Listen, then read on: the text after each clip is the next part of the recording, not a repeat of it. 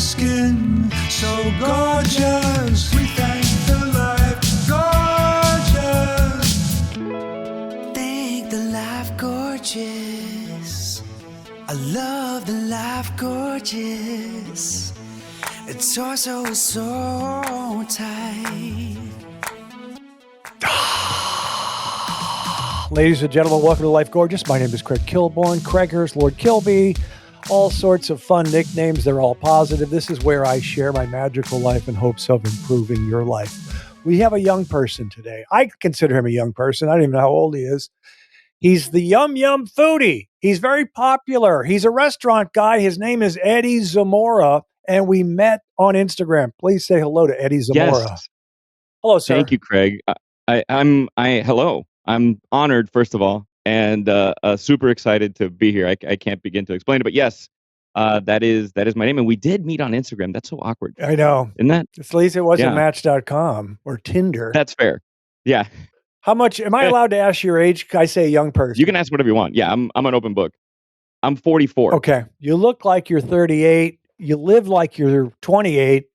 Tell us. Yeah. Okay, so you're the Yum Yum Foodie, and you followed me on Instagram, and you were very funny and positive, so I reached out, and then I've been on your podcast. Tell us your podcast. My podcast is called Kill the Bottle Podcast. What it's called is kind of what we do. We attempt to kill a bottle of some beverage, Right. whether you drink alcohol or not, and then just talk about it. Think about hot ones without burning yourself.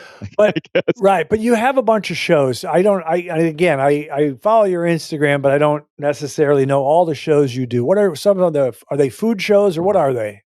Yeah, I was a judge on a family food competition TV show called Dinner Takes All. Up until recently, I had done this spectacular food driven daytime pilot for NBC. And, you being somebody in the TV biz understands how so many times you get close to something and then they take it away. Yeah. But that has been my bread and butter for the past few years is creating content in the food space, food and beverage space. And why did you follow Kilby? I was a fan of yours from the ESPN days. Wow. Because as a kid, I loved SportsCenter. And it was like something that, and for some reason, SportsCenter, ESPN did such a great job of creating personalities or hiring folks that had personality as opposed to your local sports guy. Right. And I always connected to, and I have a very dry sense of humor. So I loved you on SportsCenter to begin with, and then I saw you a bit on the Daily Show, and then of course moving on to the late night program.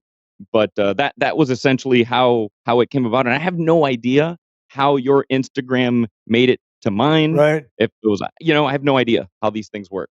Yeah. I did the CBS Late Late Show is my favorite late night show or favorite job in general. But the Instagram is so much fun. It's so easy to connect with people, and I'm having a blast. So let me ask you, because I know a few things about you, but when you do these shows, these food shows, first question, are you a chef or no? Well, there's a funny answer to that because I would say no. Okay. And I'm working on this NBC daytime food pilot with a gentleman named Richard Blaze, very famous TV chef. And Blaze, he starts calling me chef, and I'm like, Blaze, I'm self-taught. I don't know if I could call myself a chef. And he goes, dude, chef just means chief in French. You're a chef. Oh, okay. That's yeah. And I was like, okay, if Blaze can call me that, I can deal with it, but I still feel awkward. It's kind of, I feel like a kid who plays Call of Duty calling himself a soldier. Okay. Right. So what can you cook in real life, just as a guy in the kitchen? Are you confident, and what can you cook? Because I've been cooking since I was a kid, and I'm very comfortable in the kitchen, although I don't necessarily like to cook for a group of people. I cook for my Princess Cherry and myself, and sometimes my family, a couple family members.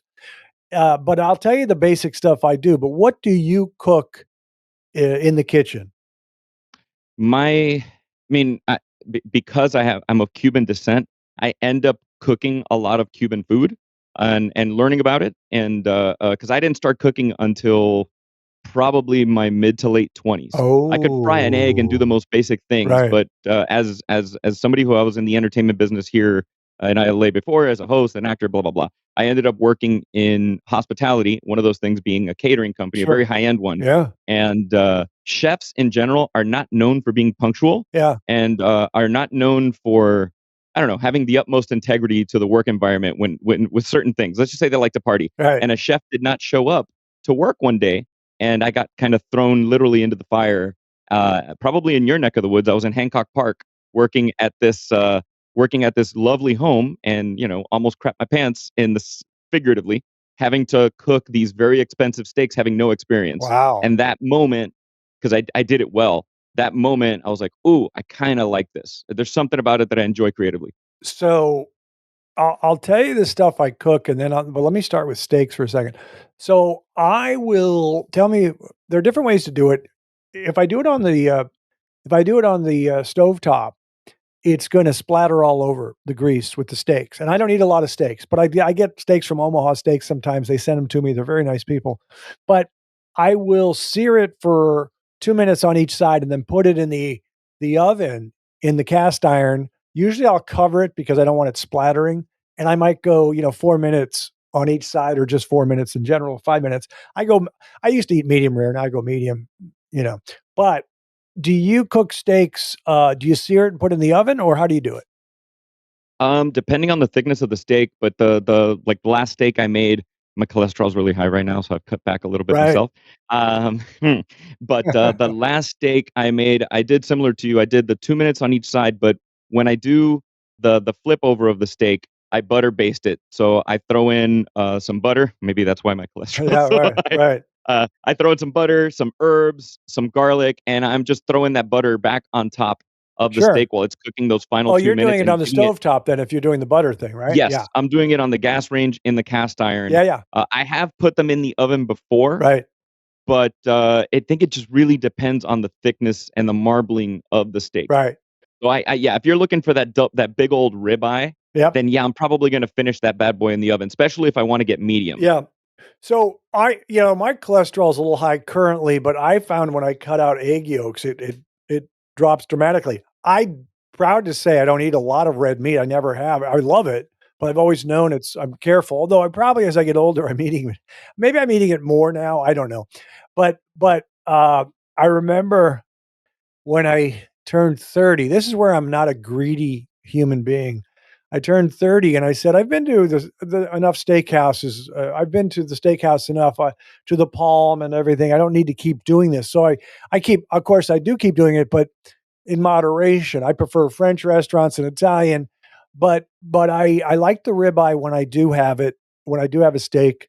But I really cut down on red meat. Now, I do make chili at home, which is so easy, so much fun, Yeah.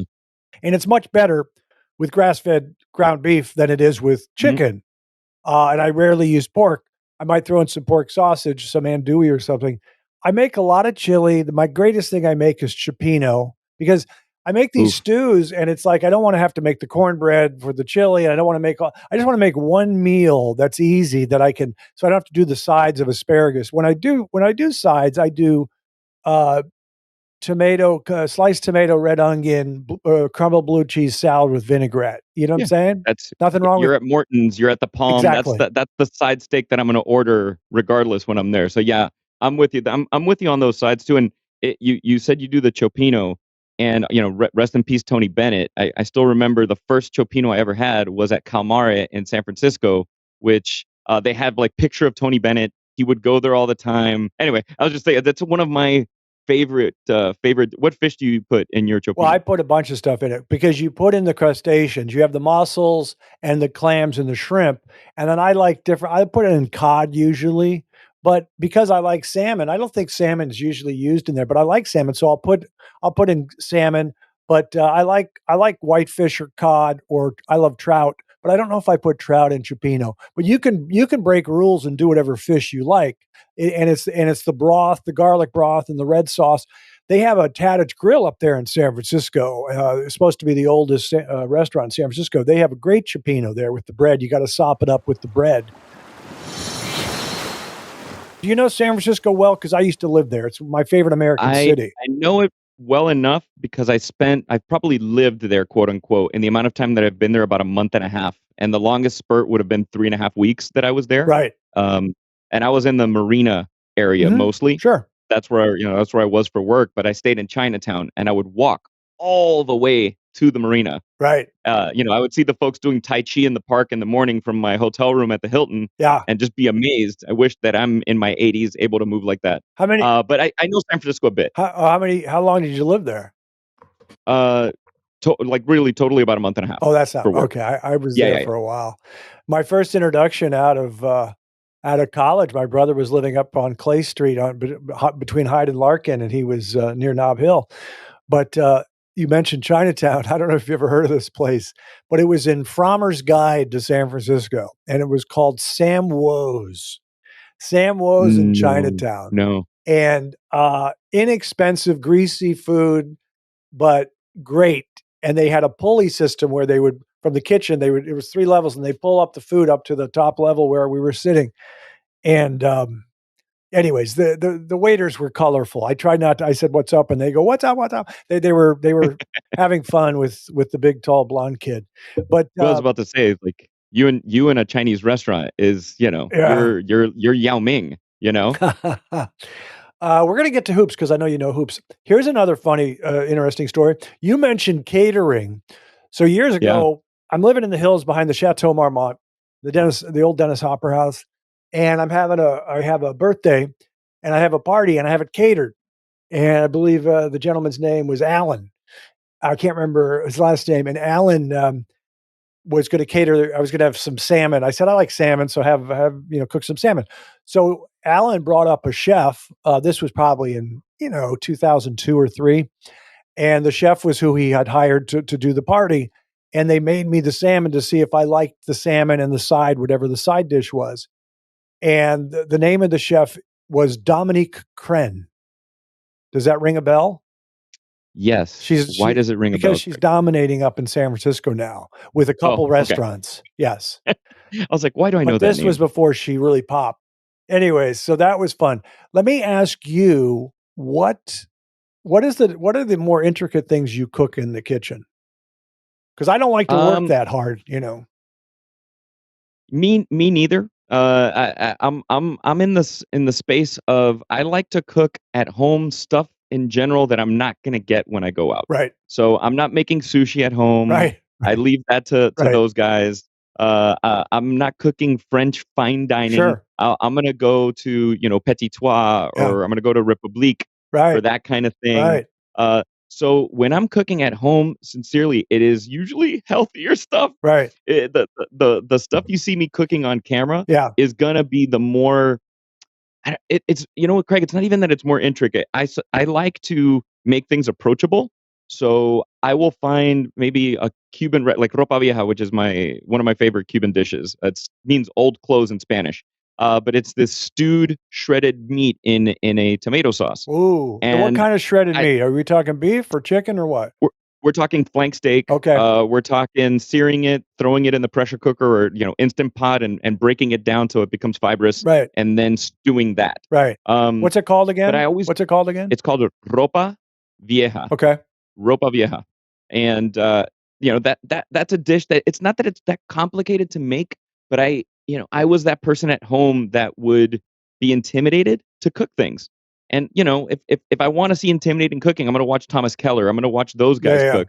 You don't come to me for that. You come to me for, if I can do it, you can do it, right? Kind of thing. Right. And that's always been my approach. I know I'm not answering your question, but I'm trying. The most intricate stuff that I'll do will be infusions, let's say, with the sous vide, which I know sous vide means in a vacuum in French, but a sous vide in general is going to maintain a temperature and not overcook something, right? I love to infuse different flavors in a sous vide, and I have a chamber vacuum sealer, and that guy has so much pressure that you can really infuse stuff. Right. So that's probably the more just playing around with those flavors. Right. But I don't like to do anything super duper complicated. Yeah, I mean, I'm intrinsically lazy. Right, I will occasionally. So I've when I have to do it for the holidays, I'll make pot roasts that have always turned out. The steaks always turn out. I'll make buttermilk pancakes if Princess Cherry wants them. But my go-to thing is salmon with asparagus or broccoli. I've always done roasted Brussels sprouts in the oven with walnuts and a little Parmesan cheese at the end. And the stuff is pretty basic. Like tonight, we have a garden and the basil's going crazy right now, and I'm a basil fan. So Princess Cherry has been making some pesto, which I love. And I said use the walnuts. I prefer them to pine nuts. They're a little healthier, and the taste is great. But I've in the past made something so simple. So I use gluten free. I'll use cauliflower pasta or garbanzo bean pasta, and I'll make pasta tonight, gluten-free pasta with olive oil, garlic, cherry tomatoes, and then I'll put in the basil. Now, put the Parmesan on top. My question to you, when you hear this, should I put in the red pepper flakes to give it a little bite? What do you think? I say yes, Okay. but I'm a fan of a little bit of heat. Yeah. So I'm always going to say put in the red pepper flakes. We eat a lot of chimichurri, Yeah, which is an love it, love it. Argentinian Yeah, sauce. And my favorite chimichurri always has a little bit of the red pepper flake. I just think it kind of goes with everything. So I would say yes. But a quick little tip: if I know you're a vodka drinker, yeah. and if you're open to it, a fun little thing to do if you have extra basil is to make a basil lime mojito. Oh, Instead of the mint, use basil. If it's right. fresh, Yeah, yeah, yeah. which you have, and then the lime and a little bit of vodka, and it is refreshing. Yeah, I like They just that. go down a little too easy, but I remember when I worked in catering, Yeah. that was one of the cocktails that they made, and I was like, "Ooh, this is super tasty." So you're saying it's vodka and basil and a little lime. Thank God As there's opposed no to rum and sugar. mint. Don't put any syrup Right. in there. I don't need the sugar or the syrup. You don't need to. Nah, you don't need to. By the way, you just mentioned when you red pepper flakes, and you said I'm a fan of heat. We're going to get to the Miami Heat because I know you're a fanatic for the. Nice segue. I like that. Yeah, Yeah. we're not there yet, but I'm just saying. No, fair. So I wanted to ask you. I always talk to the young people about drinking in moderation, and I'm very proud that I've been careful over the years. Of course, there's some nights when it's been too much, but I say one vodka a week now and a little red wine. And if I do it right, I only drink 1 day a week. And I'll either have 2 glasses of red wine or a martini and then a little red wine. So, what do you say and what do you drink? Because I know you've told me on your Instagram, you got all these crazy, mixologists, all these drinks, but you say you don't really partake too much. But what do you drink in your personal life, not your work life? Wine. Okay. Wine in my personal life is my favorite thing in the world. Wine is a time capsule. Every single bottle is a unique experience from that part of the world, from that Right. particular year, from that whatever. So wine is something that takes me back to a place every time. And if I travel, I love traveling for wine. It always takes me back to that experience when I relive that winery again. You always mention Dow on the show, Yeah, and I'm a big fan. well, Dow, I like the wine. We're spoiled in California because the California cabs are so big and bold and flavorful. But Paso Robles has, Justin, but the Dow is Mhm. at all these restaurants. It's at the Palm, it's at all these places, and it's solid, and I like it. It's great bang for buck. I was actually just there about 3 weeks ago, and I went up to the winery and I had lunch, which Dow, by the way, has a great menu now. They have Oh, a new cool. chef. Cool. It's phenomenal. Yeah. But the good thing or the cool thing about a place like a Dow is they have that 20 something dollar cab that you can find everywhere. Exactly. But there's the incentive of going to the winery because there's wines there they don't make enough to mass distribute. Yeah. So you get to have a different experience. So it's cool. Do you ever is it called the claret? What's the half bottle called? Do you know? I can't remember what it's called. I just call them a 375. Okay. That's like So yeah, so a carafe. Sometimes they'll throw in they'll make it a 375. I haven't purchased any yet. I was talking to a guy who sells wine. He says, "Yeah, you can get some of those because sometimes um, I will open a bottle and have 1 or 2 glasses, and then that's it, and I won't drink for a couple days, and it's history. So I use it for cooking. So I waste some wine, but don't tell anybody. I hope this doesn't leave the room. Leave the I mahogany stopped, panel but I den. have an item that'll help you with Yes. that. Don't Yeah. say it's the vacuum like- thing. It lasts 3 to 5 No. days. The Not the vacuum okay. thing. No, there's a item called a Coravin.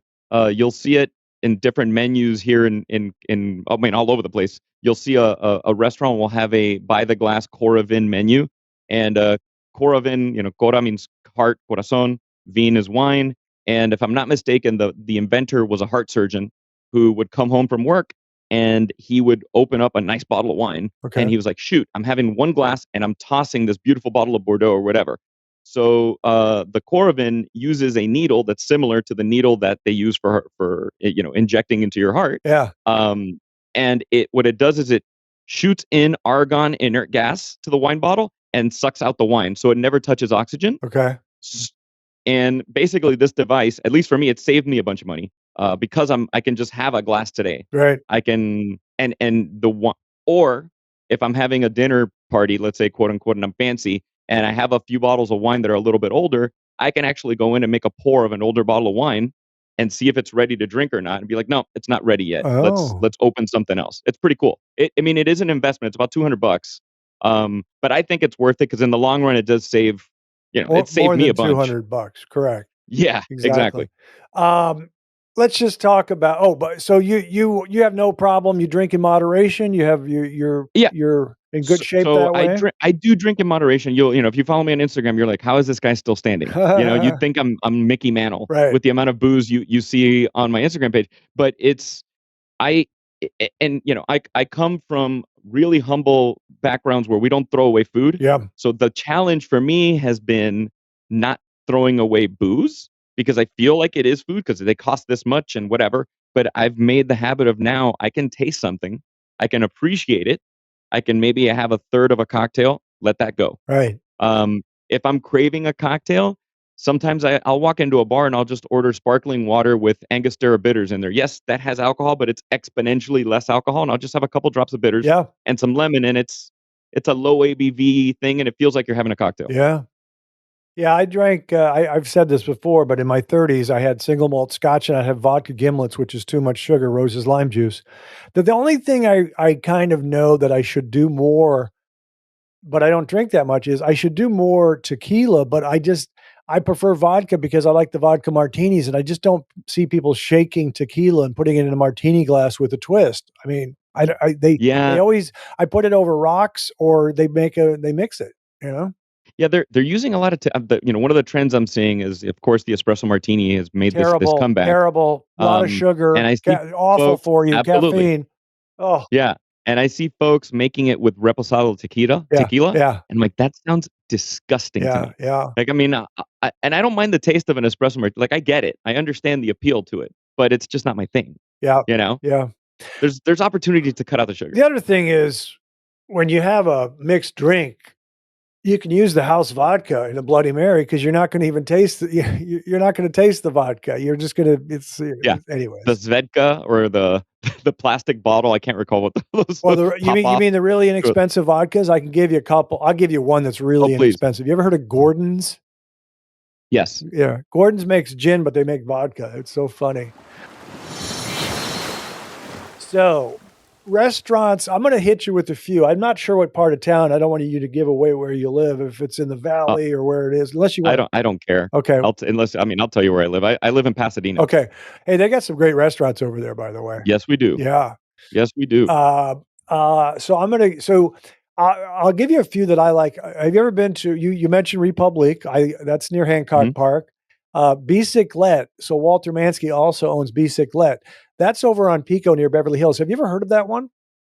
I've heard of it, and I haven't been yet. But there is a bar adjacent to it, or above it, or a speakeasy in Bicyclette that I am dying to go to, and the name is eluding me right now. Well, here's what they have. So in the building, Bicyclette is at the bottom. Okay, and they have a bar, and it's a smaller place. It's a bistro, and then upstairs they have a bar, and that's called Mansky, and that's a tasting menu. That's the one. Yeah. Yes. And that's more la-di-da than downstairs at Bicyclette. They're both amazing. Sean is the bartender. He's the beverage manager for all the restaurants. They have Petty Cash on Beverly. They have a number of restaurants. And Walter Mansky is kind of a legend, and he does very well. But you liked Republique, right? I loved it. It's always nicer to go to a restaurant like that when it's not on your dime. Yeah. And I'm very blessed that in what I do, I get invited to really cool stuff. And one of the first time I went to Republique, I was invited for a champagne pairing dinner. Yeah. And I got to drink a 96, 99, like 2010, 2015 vintage champagnes, all paired with this spectacular meal. Right. I mean, the bread service Hmm. at Republique is incredible. Yep. Yeah, it is just like really bread and butter. Yeah. And you try a baguette from there, and you're like, okay, Did you like get it, I'm good. I think you did. I think you sent me a picture. Did you try the squash blossoms or not? Yes, Oh, those are I've tried. I tried them. Yes, those are those. It's ridiculous. Have people don't understand. It's you great. been to the legendary Try. Lowry's Prime Rib? Have you been to the legendary Lowry's Prime Rib? I have not. I did hear your show where you were I think you were trying to do a pregame meal there, if I'm not Oh, that's mistaken. right. No. Yeah, I have not. Right. I have not been to Lowry's Prime Rib. It's On La Cienega, legendary. right? So they have the prime rib, but they have something called Yorkshire pudding. I hope you know Yorkshire pudding. Some people don't remember it. Do you know what Yorkshire pudding is or not? Yeah, It's the yeah. it's the eggy. It's made from eggs and it's a fluff pastry, and you serve it with prime rib. But Lowry's is where for the Rose Bowl the two teams, the team from the Big Ten and the team from the Pac-10 would eat their meal there, and then they'd go play football maybe in a couple days or something. But that's a legendary place. Have you ever been to Rao's Hollywood or Rao's Hollywood? Oh, yes, I have. You have? And in my ropa vieja that I was telling you earlier, Yeah, it requires I use a marinara sauce because I just want more flavor. sure. And the only sauce that I will use that is not handmade is not handmade, that is store bought Yeah. is Rayo's. Yeah. By all means. Yeah. And it's also lower sugar too. Cool. Yep. Yeah. I buy my pasta sauce, my pomodoro, my red sauce that has no sugar. So it'll have basil in it or garlic or mushrooms, and I just make sure I don't have any of the sugar. You Let's could see if eat there. Rayo's straight out of the jar. Yeah. It is so good. Trying to think if there's anything else. I mean, there are other ones but this is on my side of town, so you don't know Providence, do you? You ever heard of I mean, yeah, that's the most awarded Right. restaurant Right. in Los Angeles, and they have a sister kind of an oyster place called Connie and Ted's Oh, I didn't over know they on owned Santa that. Monica Boulevard. Same Oh. folks. That's why when you walk into Connie and Ted's, the level of execution of everything is exceptional. Oh. And I'm like, shoot, why is everything so good here? Yeah. And then my buddy who's with me, he's like, oh, this is from the same chef from Providence. And I'm like, oh, okay. Yeah, I get it Providence now. has I haven't been to Providence yet. I have. It's been a few years, but it has multiple Michelin stars. Some have 1 star. This has at least 2. But the bar has these great plush, I want to say blue velvet chairs that are so comfortable. And only I think the max is either 4 or 6. And we sat there and had the greatest time. And it was like I thought we were in Europe. It was just like it was dark in there. I love when it's dark in the bar, in Me the too. restaurant. I don't know where I Yes. am. I don't know if I'll make it like to the men's room. I don't know where I'm Your going. den looks like you're at a nice bar restaurant in Chicago. And that's why I never feel guilty when I start drinking at 2 in the afternoon. It's dark in my den. Smart man. Smart man. Okay. Miami Heat. What's Oof. wrong with Jimmy Butler? He's a knucklehead, man. I know you're lying to me. So that is I'm not. He's a great player, but he's a knucklehead. He's got a bad attitude. In what sense? He did not like playing in Minnesota. So I'll give him that much. So I don't know if that's what you're referring to. Well, So yeah, yes, I get that. I understand. Yeah, he didn't handle that well. But no, I have friends that work for the Heat, and they say, yeah, everyone puts up with him. He's got a bad attitude. I mean, he almost had a fight with Spoelstra, or he got in a big argument with Spoelstra, the coach, who's everyone loves, a couple of years ago. I mean, I guess there's a fine line with that's the kind of person you want on your team, and that is the kind of person you don't want on another team, because they do. You'll see. I remember when Jimmy Butler ended up with the Heat, he was the first person to show up at practice. He was the one that'll do one-on-one with the rookies and just kick their butt, Right. and be like, all right, this is how you prepare for the NBA. I don't know. So he doesn't bother I you because some people he say, doesn't, no. okay, so some people say, yeah, he's a jerk, but I'm glad he's our jerk, like that. Like there was this guy, the late owner of the Utah Jazz, Larry Miller. He said, I don't want to win a championship with Dennis Rodman. I'd rather just play with other guys, Karl Malone, John Stockton, the guys that play the right way and have good attitudes. So it depends on if you're desperate, you have the weirdos on the team. But he could obviously he had a rough childhood. That's where everything stems from. Yeah. But it's okay to say he's a Yeah. knucklehead. I think it's fine. Yeah, I can't imagine my mom telling me that I look too much like my dad and I gotta get out of the house. Yeah, I I didn't can't know it even, was that. I thought it was, I don't fathom like that. the way you look. And then he Well, was, he reminded her oh, of the dad that left. okay. So, Yeah. yeah, I can't even imagine that, but, all things considered, this is one thing I like about him, and it baffles me because to me, he's not the most skilled player. He doesn't have the best jump shot. He doesn't drive better than this guy. He's not you don't look at any one of his skills, at least to me, and be like, "Wow, this guy is gonna take over a game," and somehow he does. Well, he is very strong, and what he can do when you mentioned driving. No, he can pretty much get anywhere he wants to on the court. So he can drive and come to a jump stop and get off a little jump shot 5 feet away. It's really easy for him to break down the defense. He's so strong, and he was a defensive guy who was not afraid, and then he learned offense, and he has nice form on his jump shot, makes his free throws.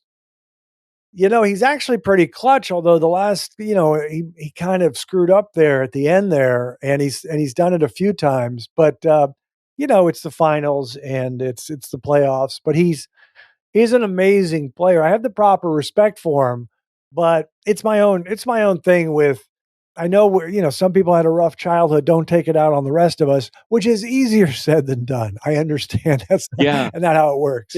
I haven't heard that in the sense where I don't know anybody that works for the Heat, and the folks that I know from the Heat are all in like marketing. Sure. But I know folks that have run into him in Miami at restaurants, at bars, and they've just said nothing but generous Oh things yeah. about him. I mean, So yeah, I don't know, but I guess you that's could different, say that obviously. of they're actors that are hotheads.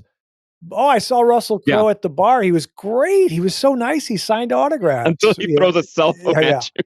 But I will say this. I don't know how old you were at the time, but one of my favorite players is Dwyane Wade. And when he won his first championship, when he averaged 37 or 38 against the Mavericks, I found him to be one of the most electrifying players ever. Yeah. Very entertaining. They say he's 6'4", dunks on everybody, drives, love his game. What are your thoughts on Dwyane Wade, and do you remember that finals? So that finals, I was working at the Standard Hotel on the Sunset Strip, and I was working at the restaurant there in the lobby. Mhm. And we had our little family lunch area downstairs in that hotel. And I almost got fired during those NBA finals because I would just keep running downstairs, looking at the TV, Wow. and then waiting for a break in time, running back upstairs, sitting people at the restaurant. Yeah. That is what reinvigorated my passion for basketball, to be completely honest with you, because I had lost touch with it a little bit Right. during, post Tim Hardaway, Alonzo Mourning time. Yeah. I lost touch with it a little bit, and obviously Shaq was on the team, which was very exciting. That was Miami was coming up in the world a little bit, so to speak.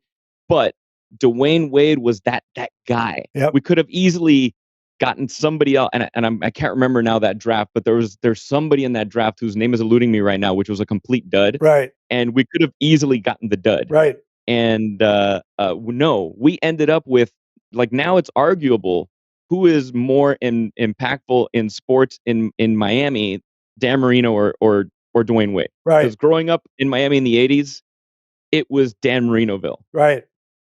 So I'm a diehard Dwyane Wade fan, and I can't remember the statistic, but he had very bad knees, and if he had been injured X amount of months later, there were developments in that particular knee surgery that his career could have even lasted longer. Right. Right. No, he's one of my favorite players. I remember a couple of years ago, Mark Jackson, who's not going to do the games anymore, but he did it. He was doing the finals, and he said, for two guards, the all-time great two guards, it's Jordan, Kobe and then Dwyane Wade? And I say absolutely. I mean, I have him ranked way up there. Can I give you that draft? I just looked it up. Yeah, Okay? please. LeBron James was 1. This is the hilarious one. The Heat could have taken this guy, but they didn't. Darko Milicic. That's what it was. Yes. Carmelo Anthony went 3. Chris Bosh went 4. And Dwyane Wade went 5. Then it was Chris Kaman, Kirk Heinrich, TJ Ford, Michael Sweetney, Jarvis Hayes, I don't even know, Michael Pietrus, Nick Collison, Luke Ridenour, Marcus Banks. Who else is good here? I don't know if any of these. Oh, David West. He went 8. Oh, yeah. He David went West 18. was good. Boris Diaw went 21. Kendrick He was good. Perkins went 27. Interesting. I love Kendrick Perkins, I love him. Luke Walton, 32. Anyway, did you care about my Minnesota Timberwolves, or you don't follow them? So to be completely honest with you, you are the reason why I care about the Minnesota Timberwolves. What an influence I have on people. It is. I will check the scores of the Timberwolves, and I'll be like, oh, I'm happy. Craig, these guys won, and Edwards had a great game, and I'm like, oh, it's very encouraging. Right. Let me tell you something.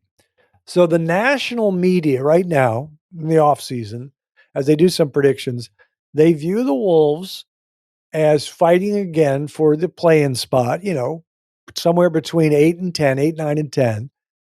And I think if we're healthy, we might finish in, 4 or 5 or 6. We played the Nuggets tougher than anybody else, according to Bruce Brown. And we didn't have Jaden McDaniels or Naz Reid, and we didn't have Kyle Anderson slow-mo in the last game. So it's taking us Cat missed 51, 52 games. So we're going to be pretty good, man. Watch out. I root for you. Trust me, because I'm a non-Laker fan. Okay. I'm a non-Clippers fan. Right. I'm a non-Dodgers fan. Well, I do appreciate. I like diehard to my hometown. Yeah, I like. It used to bother me in the late '80s when the Showtime Lakers. People would move from Detroit or Florida or New York, and they'd adopt the Lakers as their team, Showtime. And I said, no, stay loyal to your team. And I'm glad you do that. It's time. Same thing. Yes. Same thing. You go to a bar and you see somebody with a Cubs hat, and then the next week they're in a Dodger hat. And I'm like, no, you're a Cubs fan. That. Yeah. Where's the leadership? Okay, we're keeping it moving, buddy. Here we go. It's time for the Life Gorgeous quiz. And then if you did your homework, you're going to tell us your top 5 movies of all time. Here we go. Okay. Life Gorgeous quiz, simple questions, profound insights. Eddie, who's your favorite current actor? Your favorite current actor? Favorite current actor that I will go see in whatever they do? I'm going to say Eddie Murphy. Really? Yeah. Interesting. You're going to go on old school there. He makes some I would never say garbage, but he makes some stuff. He's made some terrible movies. Yeah. All right, let's see. Favorite current actor. I wasn't even thinking of that. Favorite current actor, because I don't go to the movies that much anymore, Craig. Yeah. I'm more of a TV guy. Yeah, but I don't go to the theater. I watch them when they're on Amazon Prime or Netflix or Hulu or whatever. But I'm actually a big fan of Colin Farrell. Okay. Interesting. I like his work a lot. Okay. I like his work a lot, and a guy who's really changed for me, and I've always liked him, but I like him so much more now as he's getting older, is Brad Pitt. Yeah, he's really good. I thought you might say somebody like Brad Pitt, because he's good. I like Leo. Leo's great. Yeah, but and then there's a television actor who I really like, James Spader. But he's okay, so great. Interesting. The perpetual 80s jerk. Yeah. in Pretty in Pink. It's like you can't not love James Spader. And then you meet him and he's like the nicest guy. I love that. Yeah. I've only watched parts of both of these shows. They're very popular, but you're a young person, so I want to see. What do you prefer, Billions or Succession? I prefer Succession. I love Billions up until can I do spoiler alert or? Sure, go ahead. No one's gonna. So up until Damien Bashir was off the show, right? And then I just didn't care about it anymore. Yep. And I loved it before that, but once he was off the show, I wasn't engaged as much with the Paul Giamatti going after him. I loved that dynamic, and it's gone. And then Succession. I am perplexed by that show because to me, not a single character on that show has any redeeming quality. Yeah. Yet you love it. It's Yeah, this it's weird thing. interesting. Two things. What you just said about Succession. So my neighbor is a big TV watcher. He likes The Sopranos as his favorite television show of all time, or close Great to it. show. And he said at least they're trying to improve, but on Succession they're not trying to improve. They're just bad evil. Yeah, They're just there's evil, greedy nothing people. redeeming about it. Yeah. And yet I was compelled. I was like, I need to watch Succession. I need to stay off of social media. I need to find out on my own what's going to happen. So I think the name, I could be wrong for Billions, the showrunner, Brian Koppelman, something like that. I'd have to look it up, but he's very talented. He has to be a hoop fan because they reference NBA. I watched they said, I feel like Artist Gilmore in college. I mean, he said, I don't know if you remember Artist Gilmore, but he played way back in the day. And then they reference Dominique Wilkins and Allen Iverson. So Oh yeah, the human highlight reel. somebody is a big hoop fan, whoever writes for Billions. Yeah, that's Next right. question. And they're big Howard Stern fans too. They're always putting Howard Stern references in Billions. Oh, really? And I'm like, oh, I know that reference. Huh. Okay. Interesting. It's just like they're very subtle. Anyway. Next question. First concert you ever went to? First concert at the Orange Bowl, which no longer exists. My brother won tickets on Power 96 radio station, and we went to go see Madonna True Blue, 1986. And she was 2 hours late, and I was 7 years old. So that was not an easy thing for my parents to deal with. But then when she came on, it was Madonna in her prime. It was awesome. Holiday, Dress You Up. Yeah. Those are great songs. Borderline, all of them. Yeah. Okay, here we go, man. 3 favorite sandwiches. I've been asking people this one. This is one of my favorites. Oh, 3 favorite sandwiches, easily. I love a Cuban sandwich, not because I'm cute. I think it's a Cuban sandwich is spectacular. What is that? Pork and what? What is that? It is Cuban bread, mustard, pork, sweet ham, Swiss cheese, and pickles. Pressed with butter. Press it up. Yeah. And it's a Cubano. It's not a Cubano. That's probably like my biggest pet peeve is when you walk into it's like you can appropriate my culture, but at least call it the right thing. Right. So, it's one of those. It's just a silly pet peeve of mine. Right. Second is gonna be a love of muffaletta. What's that again? Or muffaletta. I might be saying it wrong. From New Orleans. Someone else said that. Yeah, go ahead. Oof. That is a spectacular. And can we say burger as a sandwich or no? No, you can't do a patty melt okay. or anything like that. No.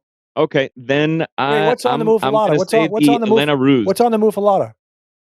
Oh man, it's a lot. Am I pronouncing it correctly? Am I pronouncing it correctly? It's either muffaletta or muffaletta. Okay, I think it's muffaletta. I mean, it's the way it's spelled is the way it sounds. I just can't remember how it's spelled. It's got cold cuts. So it was an Italian. Essentially, it's kind of like an Italian sandwich. Okay. It's got cold cuts, olives, cheese, and it's round and it's cut into like pie slices. Oh, right. Yeah. Okay. And that is a spectacular sandwich. And then there's a little known sandwich that I love that just reminds me of my mother, called the Elena Ruse. And that is I revisited it in the past couple years, and it's become like one of my favorite sandwiches. Cool. What's on it? And the Elena Ruse. So the Elena Ruse was an aristocratic socialite in Cuba back in the day, and I can't remember the name of the restaurant now, but she, when folks like that would ask for something, you made it happen at the restaurant. She wanted a turkey sandwich with cream cheese and strawberry jam, and that became, and it's named after her.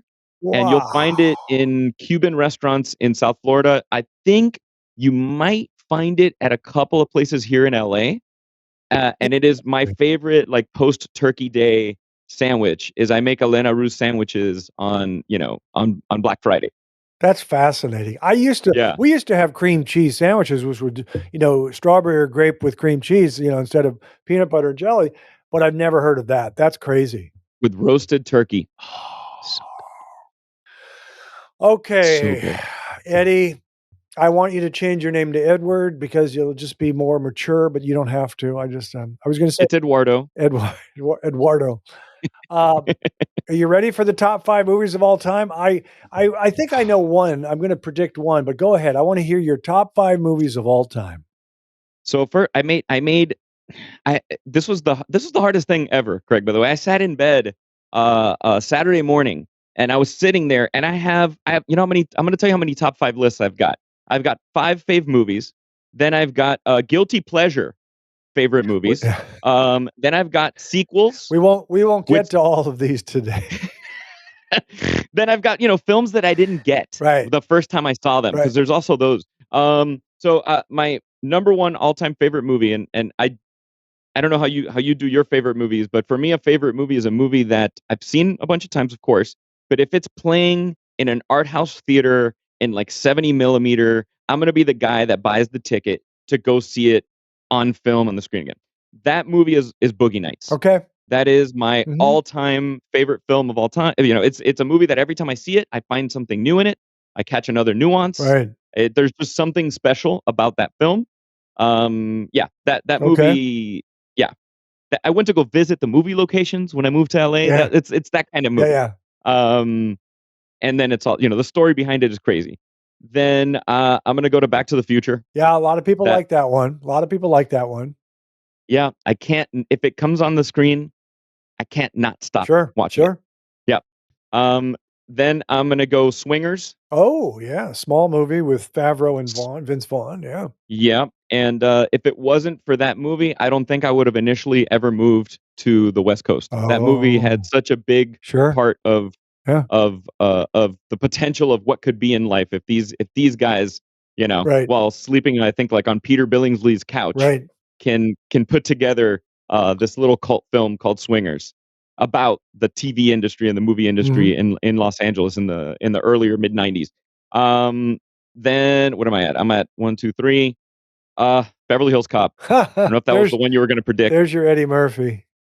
Yeah. It was the time where I remember watching the movie and I've seen it, multiple times, of course. That's better. And I'm not a big. Is that better than 48 Hours then easily, right? Or not? ooh, that's a tough one. 48 Hours is such a, I mean, Right. and obviously he's got Nick Nolte. But in this movie, it's him, Right. and he's uplifting Judge Reinhold Sure. and the other folks that are in it. But man, he's got some chops. You see that Yeah. movie, and you're like, man, his friend dies early on in the film, and it's anyway. That movie is one of those movies that I can never stop watching once it's on. And fifth, I have a tie. I had to tie it because I was going crazy, and that is Heat. You said Michael Heat. Mann. Heat, right? Yes, That's a good one. yes, That's with not Miami Pacino Heat. and De Niro, Val Pacino, Kilmer. De Yeah. Niro, Val Kilmer, Tom Sizemore. I mean, it's. I think John Boyd is in that as well. It's just like Yep. it's a great film. Yeah. And Jerry Maguire was tied with that one. I love Jerry Maguire. I'm looking for my wife. You had me at hello. You mean that's those are good. Yeah, that character. For some That reason, character. because I consider you a young person, I thought you might name Top Gun or one of those movies, Maverick. I love Top Gun. Yeah. I do love that film. I mean, I went to go see it in the theater, and I remember coming out of the theater with my parents in Miracle Mile in Coral Gables. I'll never forget coming out of the Miracle Theater, and my eyes were just like, I was like, I needed to go home. Yeah. I needed to get my G.I. Joe. I think it was like an F-15 that you had for G.I., and I just wanted to play. Right. I needed to be Maverick. Right. Yeah. Eduardo, Eddie, thank you so much, brother. Really appreciate it. You have a great Instagram, great follow. Thanks for following Kilby. One day we'll break bread. We'll have a drink. I love Pasadena. I'll come out there. There's some restaurants there that I like. Don't tempt me. We've got Union. We've got Agnes. Yeah. We've got Nick's. Yeah. We've got the Raymond. We've got some really, really good spots out here. So I agree. Yeah. What's the name of what do they call the Huntington Hotel now? It changes name. The Langham. The Langham. Yeah. You ever been there for a drink? Yes. It's nice, Yeah, right? yeah. It's beautiful. Yeah. Mhm. Yeah. Yeah, that's beautiful.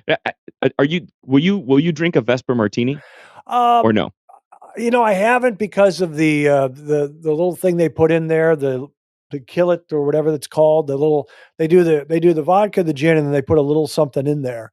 And I haven't tried it, but I'll have a sip. I'd rather just have. I did have a gin martini, which I never do, a few weeks ago at a place, a Michelin star near Larchmont called Cali, Kali. And it hits me differently than vodka. So vodka, when I drink vodka, I can get up the next day and still go down to the park and dunk on people. But everything else wears me out. So I just stick. Said never by this guy. I stick to vodka and red wine from Paso. You know? There might be some of that in that wine fridge over there. I'm sure. There might be some signed Austin Hope That's a good one. Magnum back there. That's a good one. Yeah. Thanks, brother. Appreciate it. Thank you. That's our friend Eddie Zamora, the Yum Yum Foodie. That's our show. And we'll see you next time. Remember, young people, I'm proud of you.